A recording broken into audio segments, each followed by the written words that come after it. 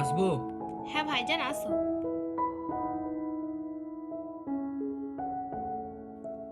বসো বসো ভাইজান।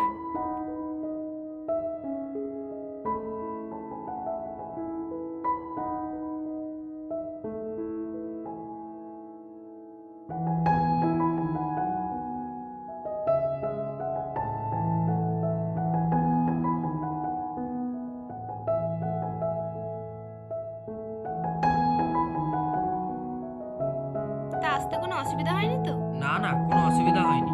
বাবা আনসার, বাড়িতে মেহমান এসেছে, চা নাস্তা নিয়ে আসো।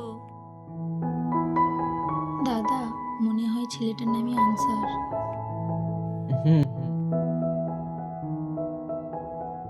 বাবা বসো বসো।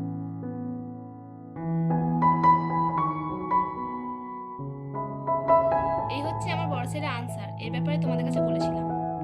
মাশাআল্লাহ, ছেলেটা তো খুব সুন্দর, দেখতে তো ঠিকঠাকই আছে। তা আপনার ছেলে কাজবাজ কি করে? আলহামদুলিল্লাহ, আমার ছেলে সরকারি বড় চাকরি করে আর মাসে 2 লাখ টাকা বেতন পায়। দাদা, ছেলে তো ভালো চাকরি করে, কোনো চাহিদা আছে কি জিজ্ঞাসা করে নাও।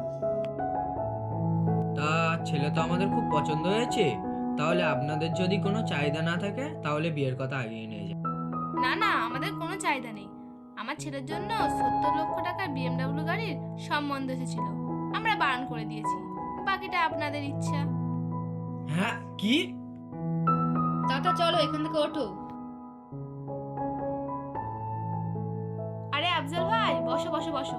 আমার কাছে বিনা চাহিদার ছেলেও আছে। কিন্তু বিনা চাহিদার ছেলে, আমরা ব্যাপারটা কিছু বুঝতে পারলাম না।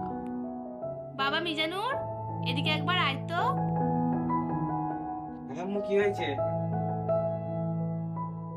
এই হলো আমার ছোট ছেলে মিজানুর, যে মসজিদে ইমামতি করে। ও আচ্ছা। এর সাথে বিয়ে দেন, আমাদের কোনো চাহিদা নেই। ইমামতি করে, মাসে কত টাকার ইনকাম করে? কত আর করবে, 10 থেকে 12,000 টাকা হয়তো। ওর সাথে আমাদের বাড়ির মেয়ের বিয়ে দিলে সুখে কি থাকবে আপনিই বলুন। বাহ বাহ বাহ, এই হচ্ছে আপনাদের চিন্তাধারা।